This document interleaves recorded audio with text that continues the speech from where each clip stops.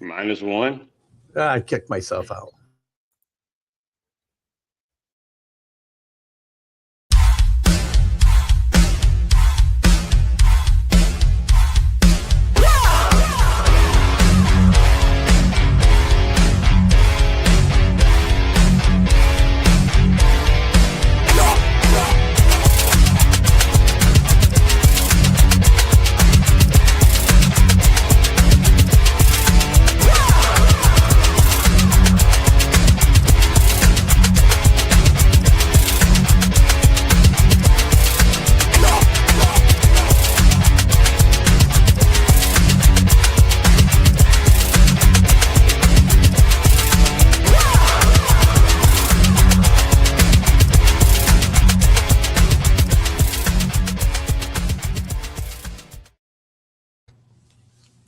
Good morning and welcome to the Sunday Morning Sports Podcast. I hope everybody's having a fine Sunday, which has been time, Spring Forward Sunday. Spring Forward Sunday, people.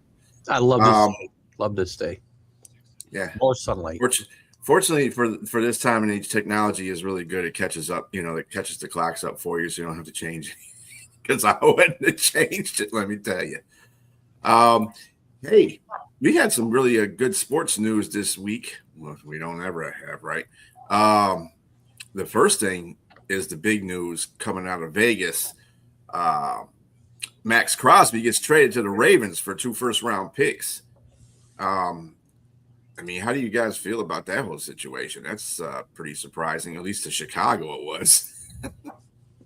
I'm sure this goes again. The Ravens don't usually make this kind of move, so I think they feel some sense of urgency to get something done while Lamar Jackson's still a fairly young man. And I think it's a good move for them. Anybody that would have brought this guy in, because he's so talented, I think would have obviously improved their team.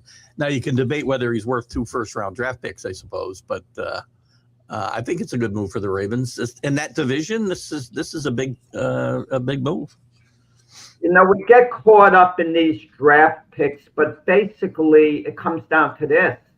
2 players for 1 player.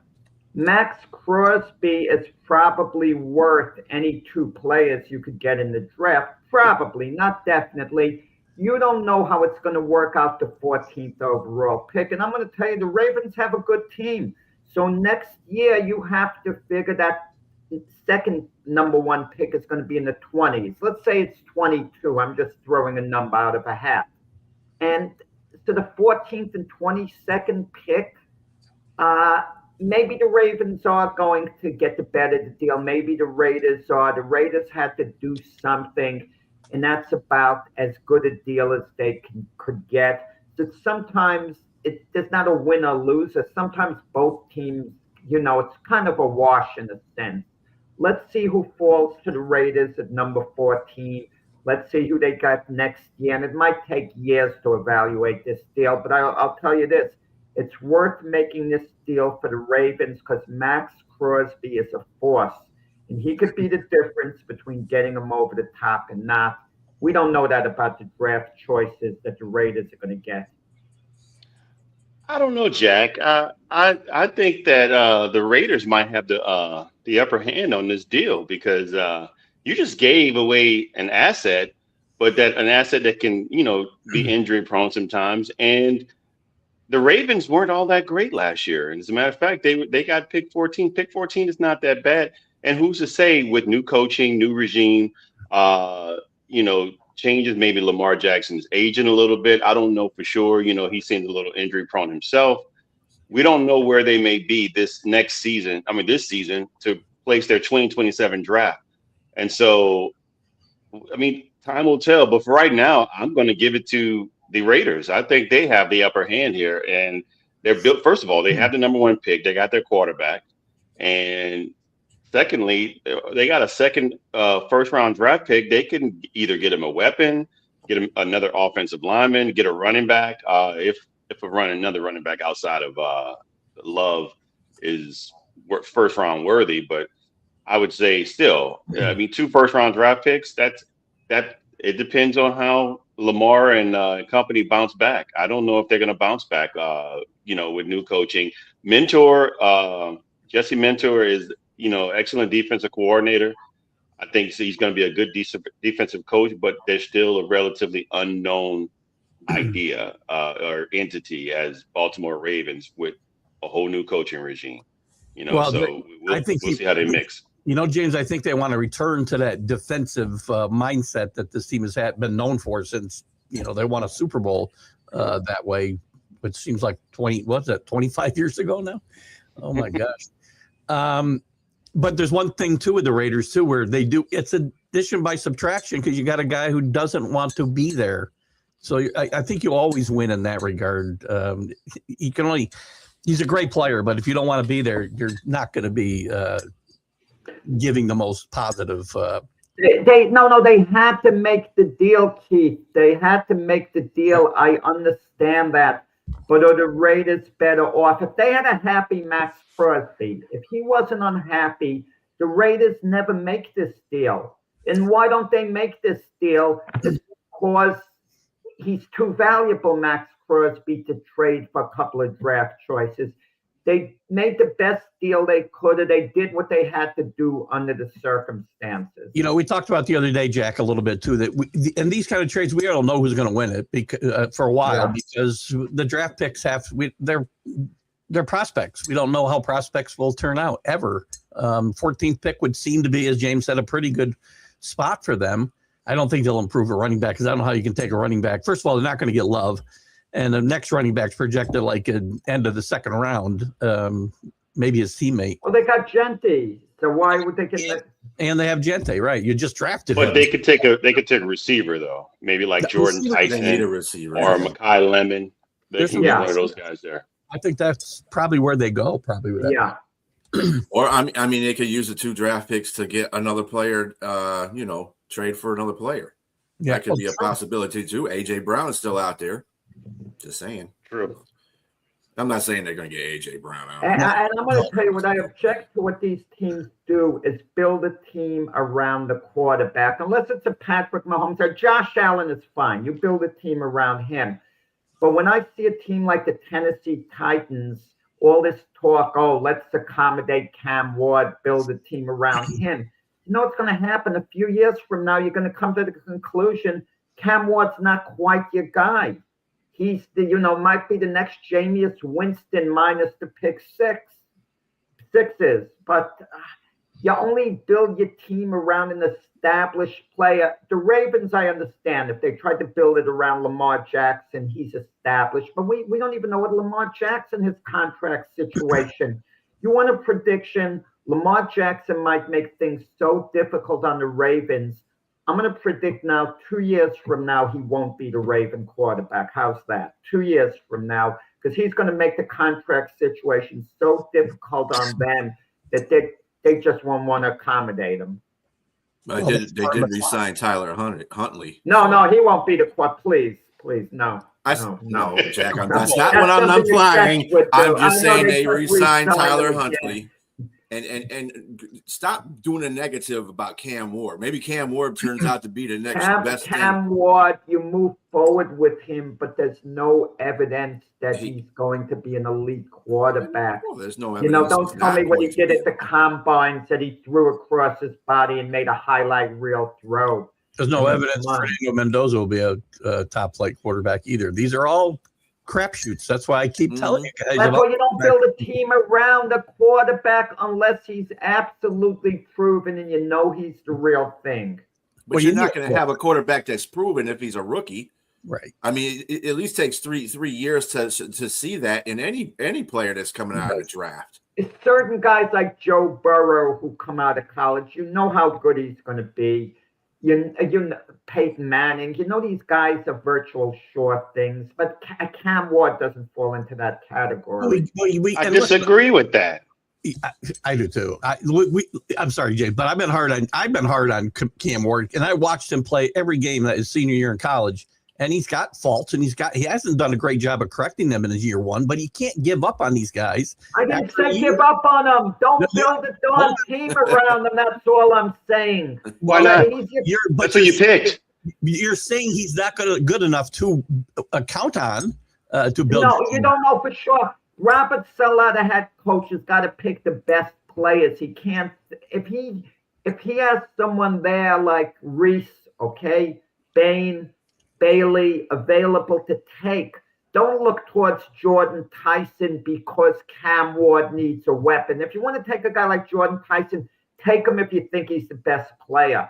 But don't take him because your quarterback needs his security blanket. Sir, let me see your resume when I'm trying to hire a GM, and so I can just rip it right in your face and just eat it up and just be like, what? Come on, man. There's no – first of all, Cam Ward was picked number 1 overall. That is the ultimate investment. That's the guy you got to invest in. You got to build around to see what you have in the first 5 years or so. That way, you know, you have a semblance of an idea of what you're going to have. There's no way. And I get it. They picked him number 1. He was dominant at Miami. He was dominant in Incarnate Word. He was dominant at Temple. He played great at all those schools. He kept going. I look at the numbers. I look at everything he's done. He's a journeyman, but he's a journeyman with some serious numbers at quarterback. I don't know all his weapons that were at that school, but he played out of his mind. Like Keith said, he has some things to correct, but they're correctable. And I think ultimately you got to see what you have. So you got to put weapons around the guy. But you don't sacrifice your team. Look at all the quarterbacks in college, especially recent years, who went number 1 and number 2 in the draft. Some have been successful, some haven't been. I mentioned Jameis Winston before. He went number 1. Marcus Mariota went number 2. Didn't work out. Imagine building a team around him. Mitch Trubisky went very early in the draft. Imagine building a team around him. There have been other guys. Baker Mayfield went number 1 in the draft. Okay, so Cleveland 4 years, but you don't build a team around him. It didn't work out long term. Sometimes it works out, sometimes it doesn't. Now, if you could get a guy like Trinidad Chambliss, I'd make an exception for a guy like him. With all his talent. I'm going to mute my side here. All your credibility again, Jack. Jeez, you know what, Sam? On both sides of this argument, from last year, Jack. Once you've made that investment, and I keep saying, don't draft quarterbacks number 1. I keep saying that, right? Because now you are stuck with that guy in a way, and you need other players. And again, they don't win. I've said this forever. 3 of them. Another stat I heard the other day: 3 number 1 picks since 1970. Have won Super Bowls. Number 1, not the first round, the number 1 pick overall with quarterbacks have won a Super Bowl. I keep throwing all these different numbers out. You need a number. I understand first round quarterbacks win, but once you make the investment, if you make that mistake or whatever you want to call it, and take a Cam Ward or a Caleb Williams or whoever it is, you have to give him tools and weapons to work with. You're making your team better. You're not just catering to your quarterback. You're making the team better by making the quarterback better. You have to do that once you've made that investment. And like you said, look what happened with Caleb Williams. They drafted Roma Dunze and Luther Burden III. Colston Loveland. But they were the best. If they're the best players available, fine, you take them. Dunze was real good. A number of teams would have wanted him. He was projected to maybe even go higher than I think he went number 9. He was projected to even go a little higher than that. I'm not against the receivers. By all means, you take them if they're the best player there. What I'm saying, you don't build your whole team around an unproven quarterback with potential unless he's a generational talent like a Peyton Manning coming out of the draft. Trevor Lawrence was thought to be a generational talent. I would have built around him. As it turned out, he's not a generational talent. But my mindset would have been to accommodate Trevor Lawrence because he was a unique player at the time. I thought Peyton Manning didn't come out great out the gate. No, he had the most interceptions in the league. I'm not talking about what he actually did, what he was projected to be when he was coming out of college, not what he did in the beginning.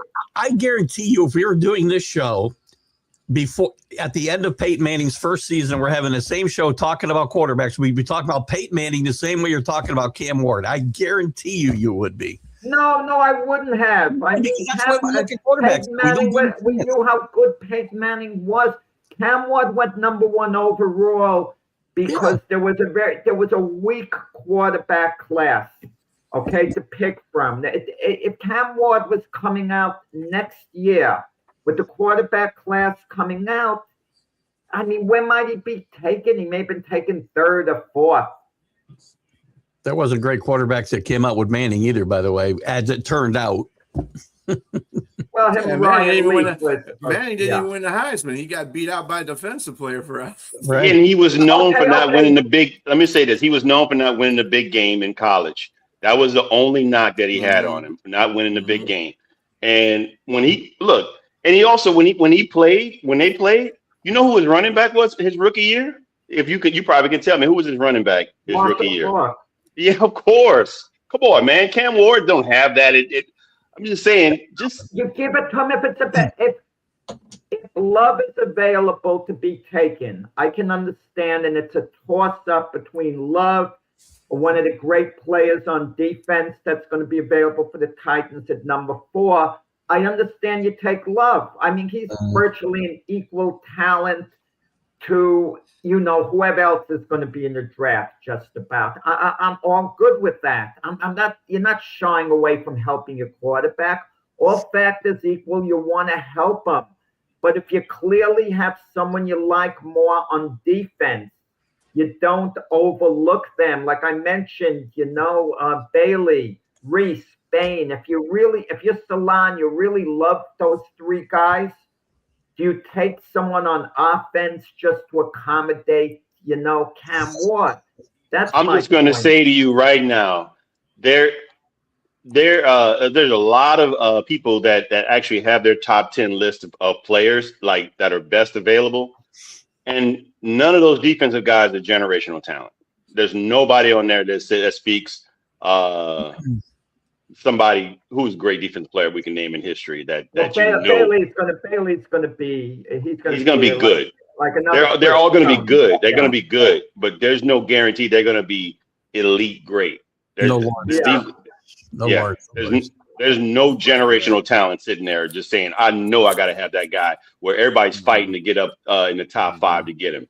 There's nobody like that.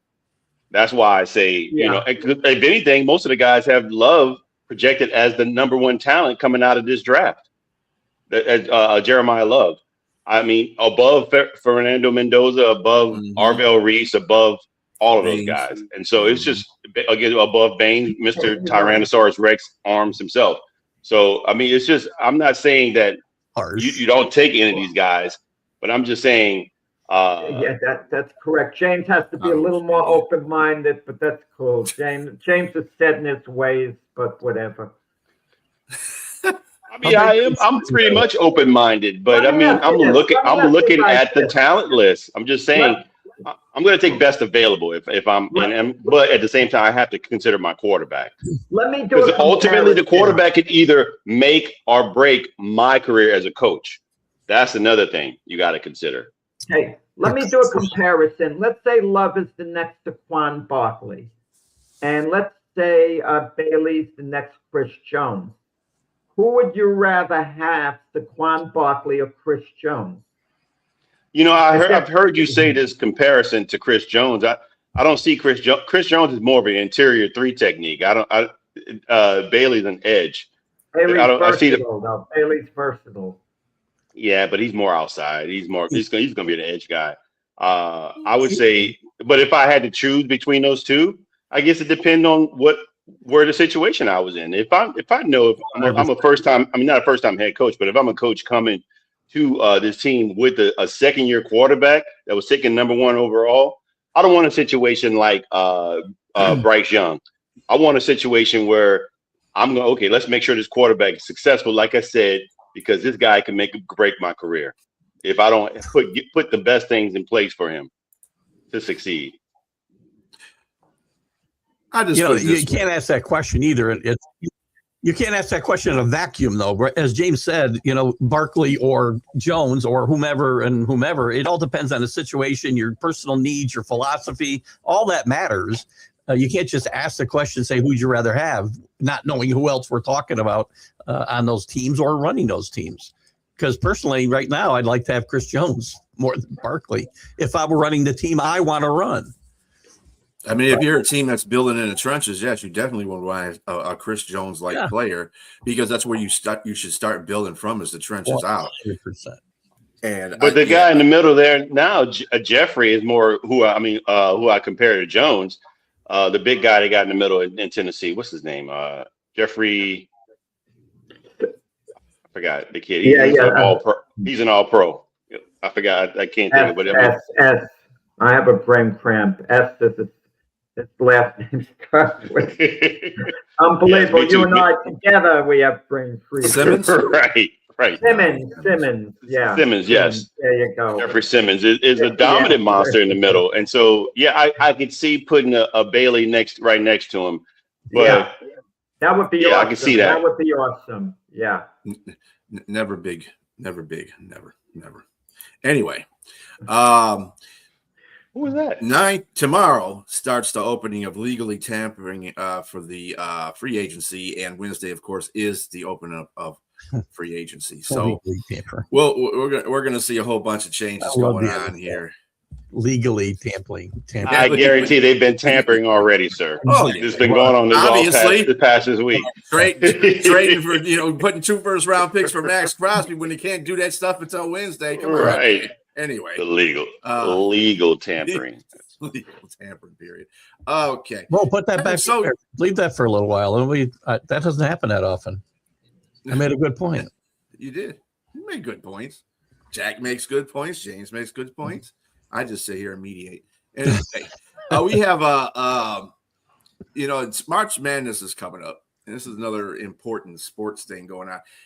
Hey, number 1 Duke got their revenge over number 17 UNC last night. They looked really good too. It's going to be a hard team to be messing with in the tournament. That's for sure. Undefeated at home, that won't matter in the tournament, obviously. But Jon Scheyer's got this team playing great. He's won more games in his first 4 years than any coach in college basketball history. Jon Scheyer, he's really taken the mantle in a very difficult situation, maybe the greatest coach in college basketball history, and he's kept this team going in the right direction. And the ACC, people think the ACC's down. The ACC's actually not that bad this year. Not that bad. The league is pretty deep. There's some bad teams at the bottom, which kind of drag it down a little bit.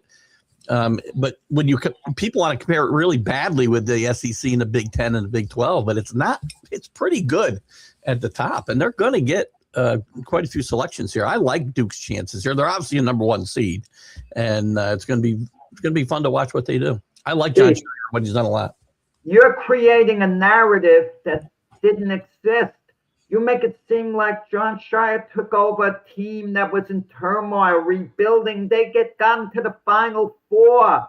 The year before he took over a Final Four team that was in place and ready to roll. I mean, he's done a good job. But don't make it seem like he's taken a program over and brought him all the way up from the bottom.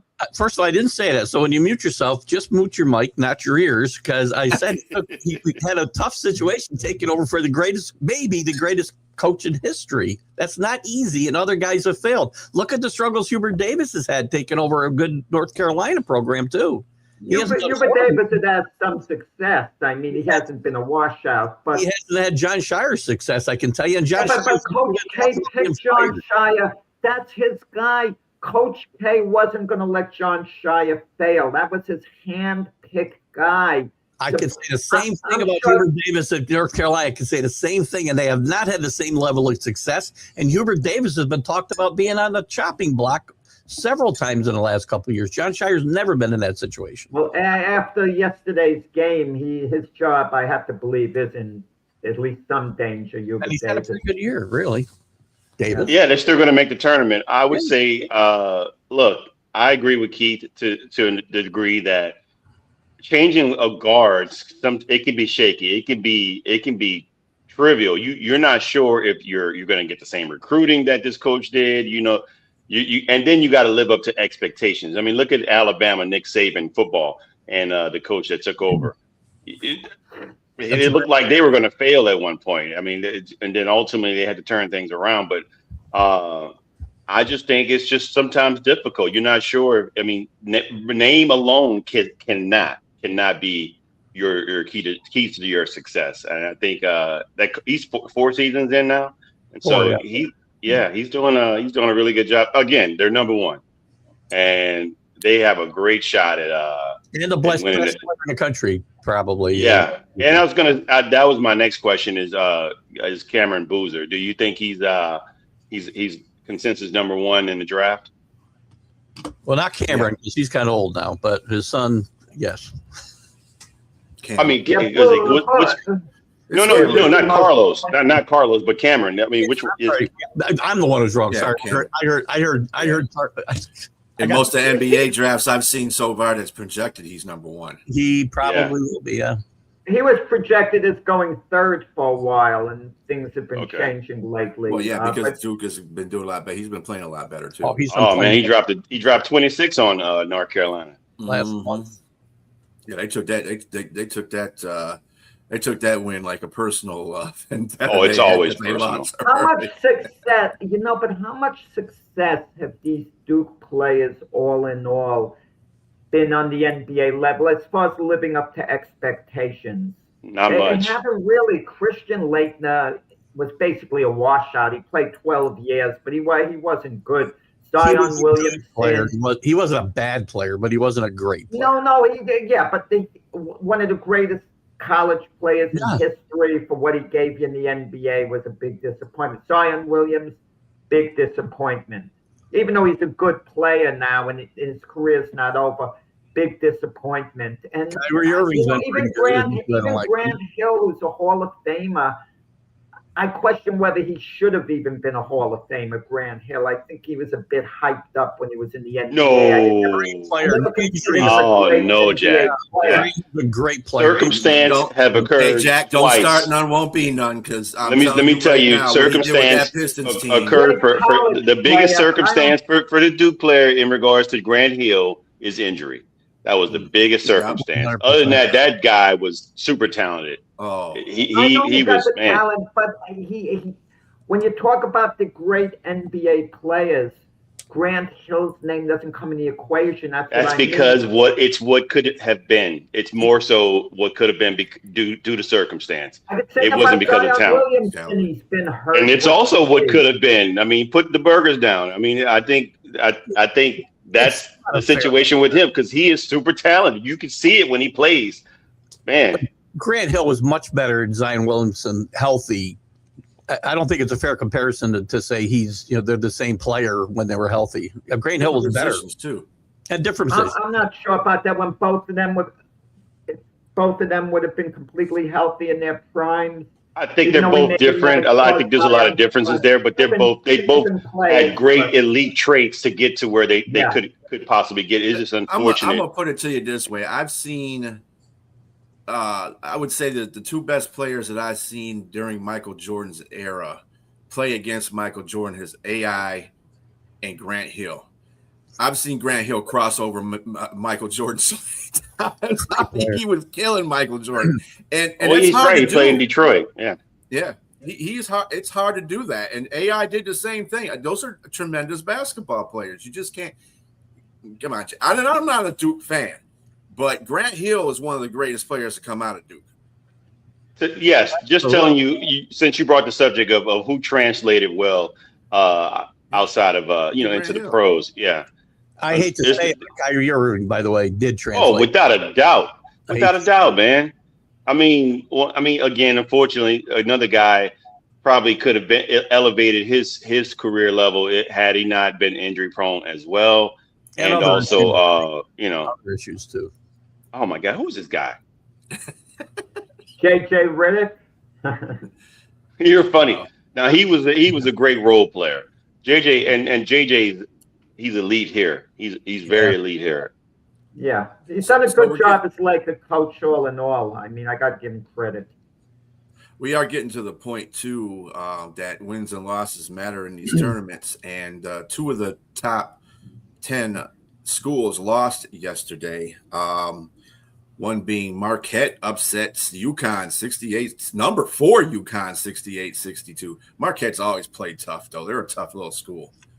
Number one seed's gone for Connecticut with Yeah. that loss. That Marquette's had a bad season. They were 11-16. Yeah, they're terrible this year. Shaka Smart's done a great job, but that program is not up to its standards. You can't be losing to there. St. John's is going to be. They're going to win the Big East for the first 2 times in a row for the first time ever. And I think UConn loses that number one seed now to Florida, unless Florida falls on their face here in the tournament, and their tournament. Yeah, St. John's are what? They're rated like 18th in the nation. I don't think anyone else could have done the job that Rick Pitino did with St. John's. Did a great job. That's going to be a fun tournament. Yeah. It's going to come down to UConn and St. John's probably for the third time. A third game this year.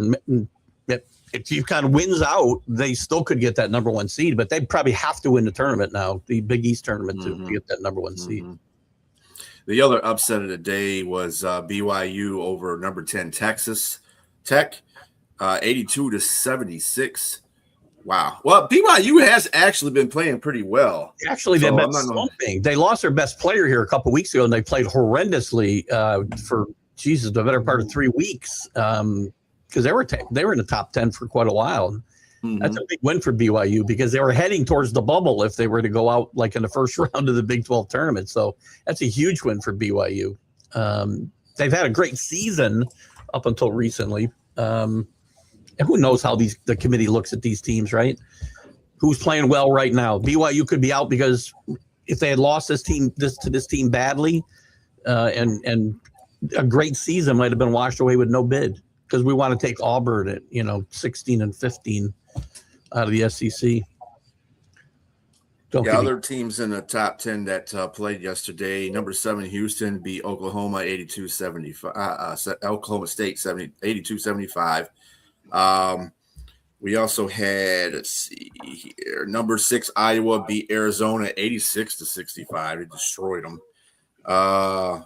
Also, number 14 Kansas beat Kansas State 104-85. Kansas has been pretty much balling too, and this team that we've been talking about a lot, Florida. They beat Kentucky 84-77. Hottest team in the country, Florida. Playing great basketball. They can shoot. Unlike some of these other teams, they have trouble shooting. Arizona, for instance, can't make a basket, outside of 10 feet, it seems some nights. But Florida can shoot the three, and they play good defense. And Todd Golden is a very underrated coach for having won the national championship last year. They may go back-to-back. This is a team that's really, really hot. Kansas, just real quickly, they're such a Jekyll and Hyde team. They've been really, really good at times this year and really, really bad at times.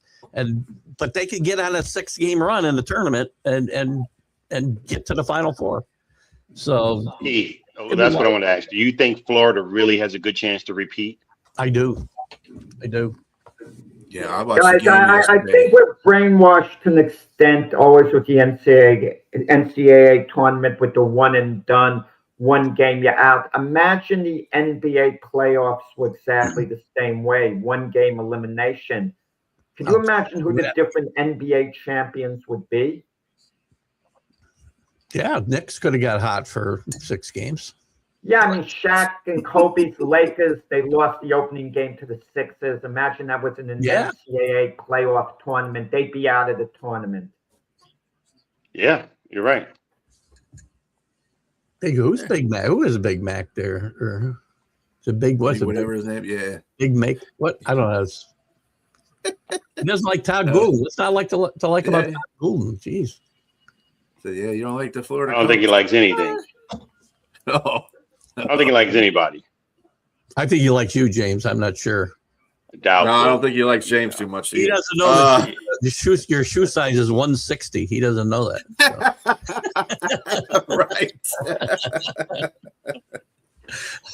So.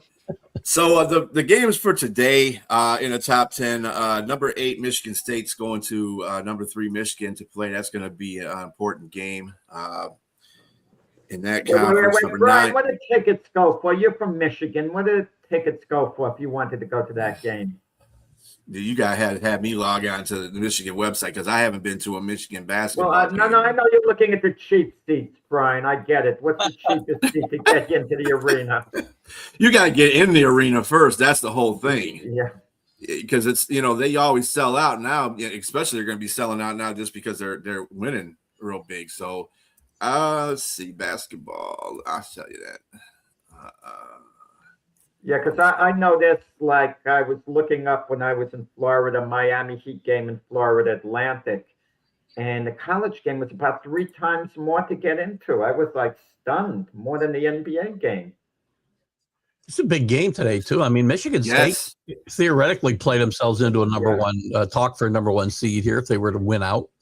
And Brian woke up this morning a little stunned because his Detroit Pistons had a 23-point lead in the second half over the Brooklyn Nets, and the Nets. Yeah, we're getting to that, Jack. At Detroit. Oh, I'm sorry.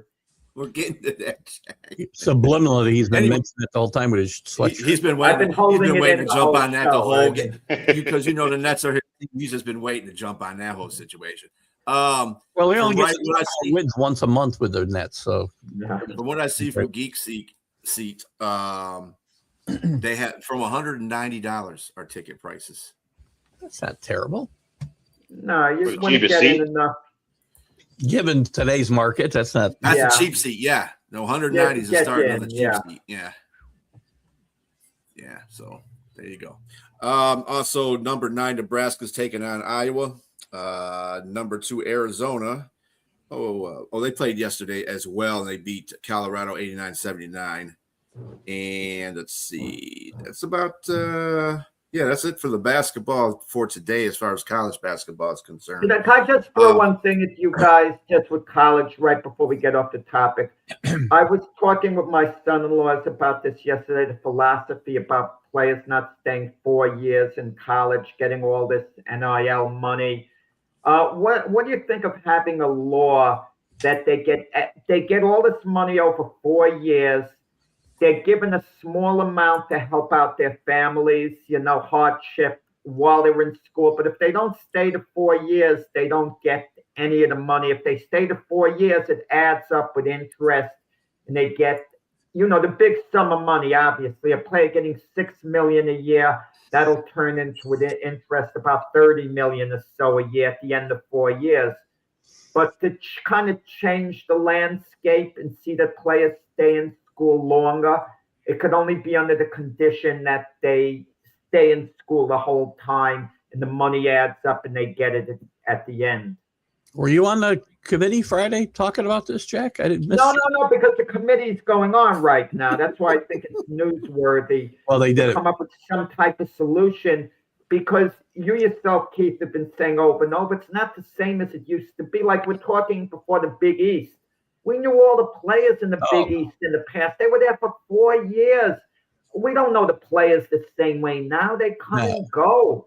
You get to the Big East. They're 1 year, maybe 2 years at most. I could tell you the starting five like in the Big East years ago for like every team in the tournament, for crying out loud. Then now I can name one player if I'm lucky without doing some research. So it's hard. So I got to get to the nut and bolts of this. This topic. When most guys go to college, I mean, if let's take athletics out, let's go academics. When most people go to college, they go there to get higher learning. They go there to get a degree. They go there to have. You're right, exactly, to improve their lifestyle, their livelihood, and have set off for careers. Mm-hmm. When you're talking about sports, athletes, these guys are coming in. These guys are already blue collar. They're really not in school to be in school. They're not in school to be, and the coaches and the ADs know this. They already know this. They are not trying to make sure that these guys continue their livelihood in academics. Unless you're the guy that's not going to make it, you probably should be focused on that. But if you're someone that's a lottery pick, projected, why would I want to stay in school 4 years? Why would I want to stay there? Now, the one and done thing, I think that's to me, if you're going to do one and done, you might as well do high school again. You might as well do the high school thing again. I think 2 years should be the limit. I think 2 years should be suffice to at least keep the guys. But 4 years, Jack, that's most of these guys aren't getting degrees. I'm just telling you right now. Let them leave early, but if they leave, they can leave early. If you leave early to go to the NBA or NFL, fine. You just don't get the college money. That's the point I'm trying to say. leave early, do whatever the heck you want, but it's an incentive to stay. They get, the money is paid at the end, and if you don't stay the full 4 years, you don't get the money. That's not going to work. I'm just telling you how that would fall straight through, because you're telling these guys now that they can get paid, but now you want to pretty much renege and go back and not pay them because they can't stay 4 years in college. Paid. The higher priced guys who are getting $5-6 million a year, you multiply it by 40, and you're more than set for life at that point if you stay the 4 years. Look, these things are going to get more and more solid contract language, right? And Jack may be right that in some cases it might be you're staying here 4 years to get this amount of money, and if you don't stay, I don't pay you. Or you can say, I'll pay you for 1 year, James, or I'll pay you for 2 years. I think it's going to come down to contract language. You're going to have a huge, then you're going to need a collective bargaining agreement in college. It's going to come to that anyway. No, I'm just saying, my point is, but to hold somebody, yes, how are you going to hold somebody to stay in for $6 or $7 million? I hear what Jack is saying, but where are you going to get that money from to pay them all that money to pay them in college versus what the NBA can pay them? It works that way in other fields. One of my son-in-laws is a doctor, a doctor to be medical school finishing up.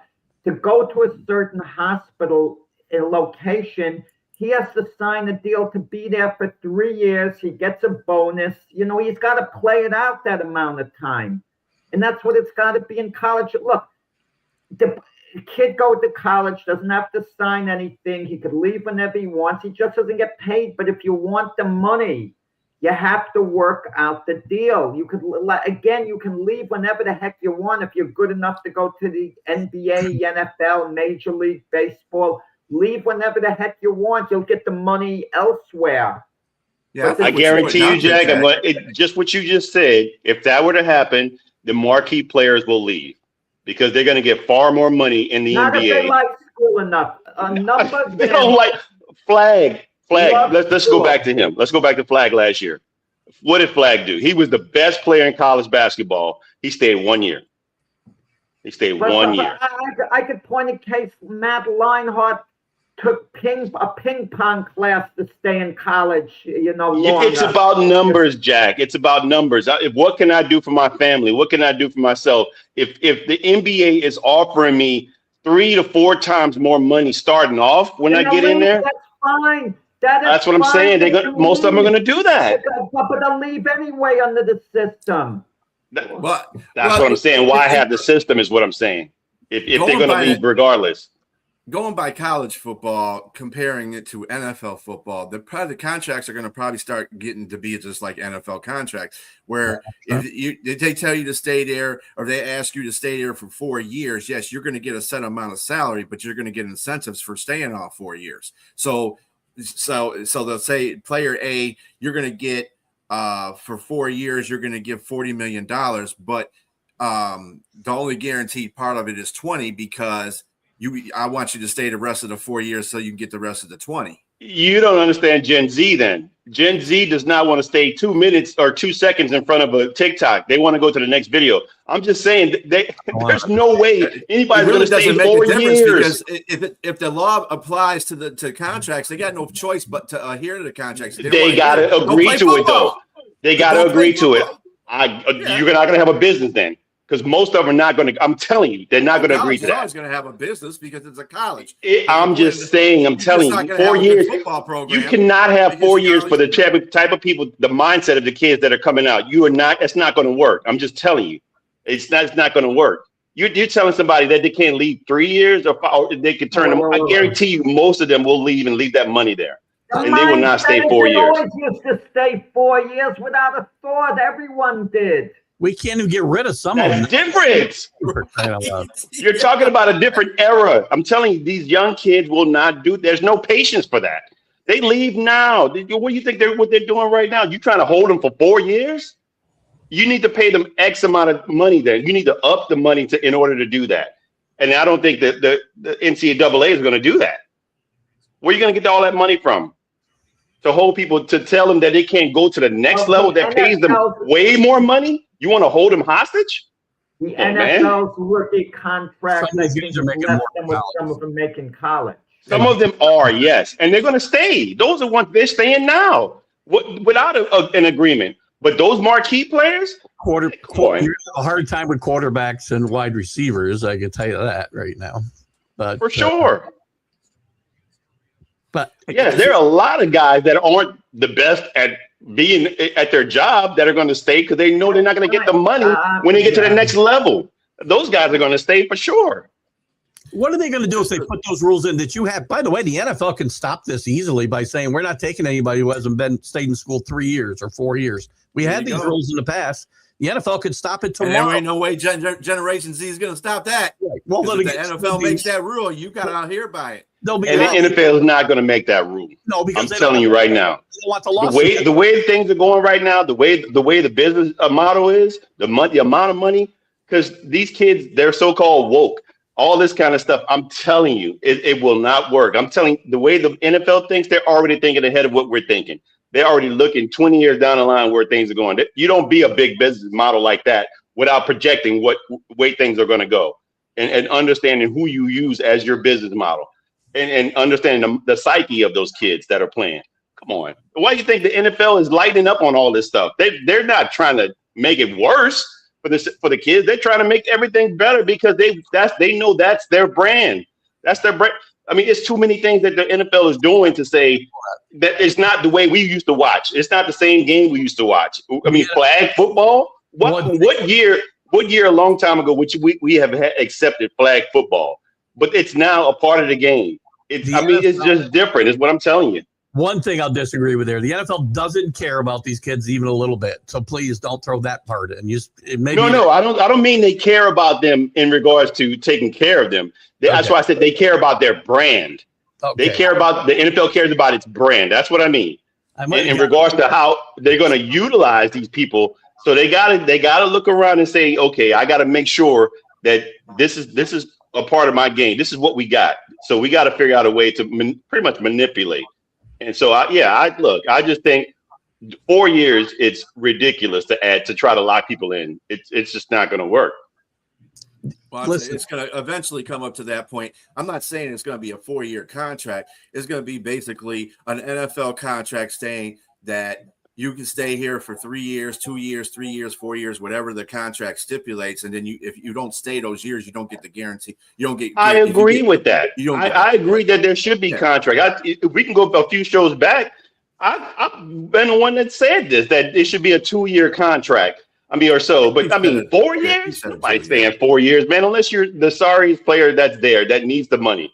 I guarantee you no marquee player is going to stay 4 years in college when they can get, if they know their value is, especially with agents, come on. They're going to tell them to leave.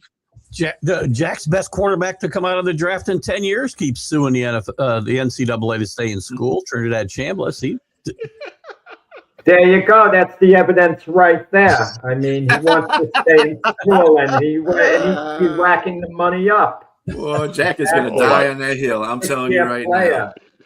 All right, let's the remaining few minutes we have left in the show. Let's get to the NBA. OKC reaches 50 wins as they beat the Golden State Warriors 104-97. First 50 win team. I mean, it's not significant because, we can go back and go to every season and say, oh, okay, this team hit 50 wins. But OKC is on that pace right now. I still think they're the best team in the NBA with San Antonio right behind them. Right. Yeah. So that's significant for them. And of course, I'm going to bring this up because, James had to jump on it earlier. The Pistons are, do I think they're in trouble? No, it's just it's a slow. You have these points in the season where you're not playing your best basketball. Those things happen.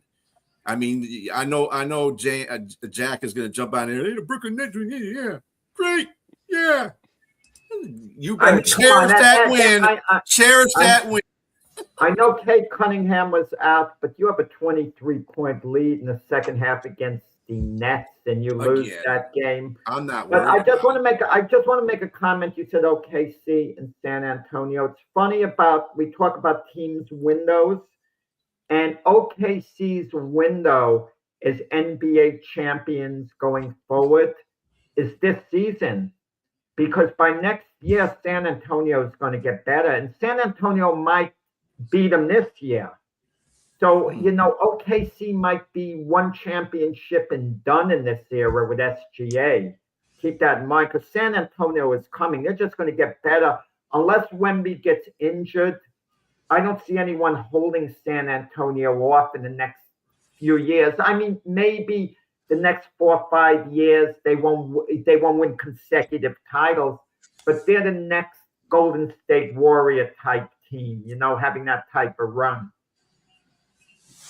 Yeah, and to add on to all this, what you're talking about, Jack, Jason Tatum has come back for the Boston Celtics. Huge. Does everybody think that Boston Celtics are now the perennial winner of the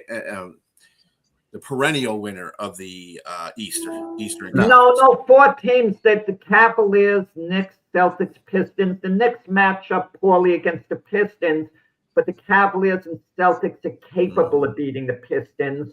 So if one of them beats the Pistons in the playoffs, the Knicks would have beaten Boston last year with Tatum. They were beating them during the series when Tatum got hurt. Keep that in mind.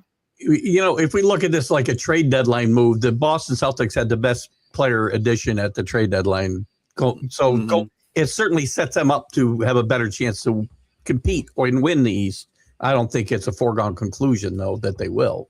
Excellent point. But they have drastically improved defensively. They hadn't really lost anything, and Jaylen Brown stepped up.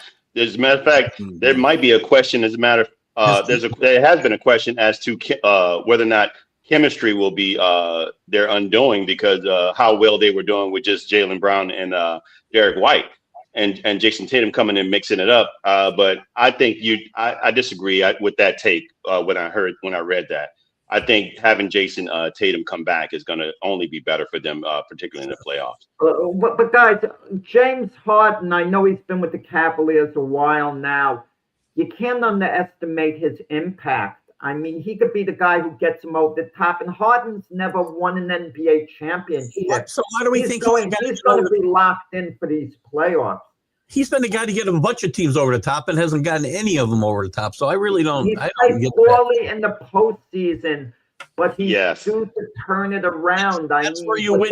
Mitchell, Jared Allen, Mobley. I mean, they've got the team. I think that might be the help for him, because the teams that he's been on, there's never been really good defensive players like that, like Jared Allen and Moby Dick. I would say he's got a whale of a defense, right? So with that said, I would say that they've been 8-1. They've been 8-1 since he's been there. So right now Cleveland is on a tear.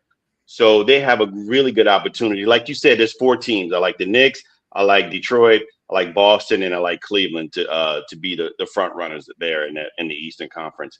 And as to whether or not any of these teams can take down any of the teams in the West, that's a whole nother discussion. With that said, I really like I like Cleveland. I know we had that discussion yesterday where LeBron could possibly go if he once he leaves LA potentially. There's probably some team in the East. Any one of those 4 teams, I think he would thrive in. I said Cleveland because it was the favorite thing, because it's hometown discount. And it's a really beautiful story. But he can go to the Knicks. He can go to Detroit. I think all those teams would be great additions. I mean, he'd be a great addition to all 4 of those teams. But with that said, going back to James Harden, I think he's been great for them. It's just to be determined as to how well they do in the playoffs with him. So he plays badly in the postseason. The team historically plays badly in the postseason, but they're legitimate title contenders. I have trouble putting them together. No, I'm not. You're right. I agree with you. I'm not going to put title contenders in their mouth. I just think that they have what Jack said. I'm just going to say they have a really good opportunity to make a run in the playoffs because of how they're constructed right now. Yeah, and out of those 3 teams the Pistons have played, Yeah, we're not even talking about the Knicks because they destroy the Knicks all the time. But Cleveland and Boston seem to be – they played them very competitively. In fact, I don't think they've lost – they beat Boston 2 out of 3 times so far, but all those games have been like 2 3-point games. Cleveland, they have a hard time with Cleveland playing them. I think they're even, and their record's like 2-2 or something like that. So it's going to be hard for – the Eastern Conference is going to be – really competitive in the playoffs. I just don't think it's going to be competitive in the Eastern Conference winner can win the NBA championship, and this is the clearest path. If the Minnesota Timberwolves come out of the West, then they have a chance. The Timberwolves have a chance to finally put it together. They've been to the conference final the last couple of years. They're good enough with Anthony Edwards, Gobert, Randall, DiVincenzo, etc. They finally get to the finals. They're beatable by any of those teams we talked about in the East. Well, I mean, them, yeah. But, are they going to have a legit – do you think they're going to be in the NBA Finals? The Wolves are good enough to get there. That's what I'm saying. I'm not saying they will. They are good enough to get to the finals. I mean, we can say that about any team in the West, but I'm just saying, the realism of the situation. Only 2 teams they got to jump over, and that's OKC and San Antonio. They got an outstanding defensive center, rim protecting Gobert. If Anthony Edwards plays like a superstar, and he's certainly capable of doing that, and they got the other parts, they got the supporting cast and Randall, etc. Gobert's another guy who historically doesn't show up in big games either. But. Minnesota. Oh, man. And you act like OKC doesn't have defense. You act like San Antonio don't have defense. He's just so negative. Then you talk about the Knicks, you'll say Karl Anthony Towns never shows up. Negative. You talk about all the guys who don't put out. He's just telling the truth. Who he says doesn't put out. Just to get putting out a fact out there. It's not negative necessarily. Listen, I'll tell you the team. Don't count out Denver in the West because Denver's still really good, and Jokic is still one of the top 5 players in the game. And they've still got a pretty good top big 3 there. The the Denver Nuggets are like the Detroit Lions of the NFL. The window's kind of closing on them, like very slowly going down. Shots are fired. Yeah, it's always a little. Little dig, right? I can't argue with that because the Lions are not showing anything that they're going to be doing anything this year either. So until they show me something in the trades or show me something in the draft, I got to agree with Jack on that one because they're not – you trade Montgomery for no reason apparent because he just wants some more carries. There's a problem. That's a problem with the front office to me. I'm sorry. Monty is a good – he could be a starting running back on most of the 32 teams in the NFL. So I don't understand why you would sit there and trade a guy who has 1 year left on his contract and you're not even paying that much for that 1 year. You could let him go in free agency next year. And just, let him play the year out and put him in the system where the running game is good for him. Whatever. Jack, I can't even argue with Jack. That's all I got to say. Can't argue with Jack. Yeah, can't argue with Jack on that point. I can. On that point. That point. But on that point, I'm not talking about any other points that you guys got mixed up with it. But anyway, this will conclude our show. Do catch Keith in just a couple of minutes on his Stream of Consciousness show that's coming up here. And everybody have a very good Sunday. We'll see you soon, 8 o'clock next week, a.m. Everybody have a good day.